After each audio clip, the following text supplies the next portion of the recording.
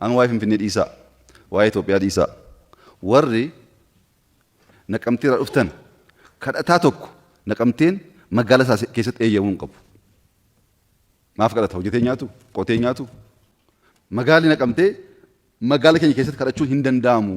Orkaadha jedhee labsuu qaba. Kan Roobees, kan Aggaaroos, kan Harargees akkas gochuu qaba. Kadhachuun baay'ee ga'e nama cabsa. Lammaffaan beela. Rakkoon xaa'oo jira, rakkoon teekinooloojiin jira.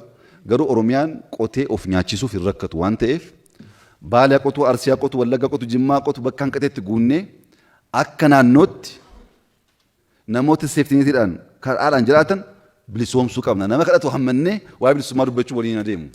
Of danda'een jira, qoteen dhamee dafqeen jiraadha. Kadhadheen bulu jennaan Oromiyaan bilisummaa ni dhugaa isadha. Kanaaf beela akka ofirraa tiksuu dandeenyuuf gahee keessan taphadhaa. Waa'ee xaa'oo bara kana hin fooyya'aa. Binneerra baay'een isaas galaa jira. Hattummaa eeggannaan rakkoo taa'ee yaadu. Maallaqa guddaatti baasna. Baay'ees itti dhamaana. Bara kana fooyyee qaba jedhee yaada. Ilaalla. Garuu waa'ee xaa'oo ammas Oromiyaatti kan yaadamuu qabu. Xaa'oo binnee finna. Xaa'oo oomishuu hin dandeenyu. Warshaa xaa'oo oomishu biyyi kun hin qabdu. Oromiyaan kompoostii babal'isuu qaba. Amma oomishuu dandeenyutti kompoostii babal'isuu qabna alatti xaa'oon dhufu sun bar tokko nu fayyada oolee bulee lafa keenya dachii keenya nyaachaa deema waan nu fayyadu miti. Ammaaf nama quufsaa boriftaan immoo beela fida.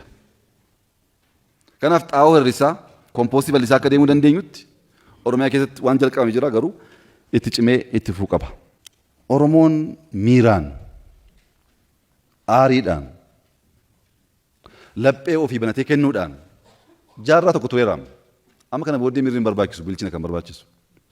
Miira gadi qabnee bilchinaan dubbii ilaalu. Oromoon rakkoo istiraateejii hin qabu. Istiraateejii jechuun kan waggaa 5 booddee waan ta'uudha malu yaaduu jechuudha.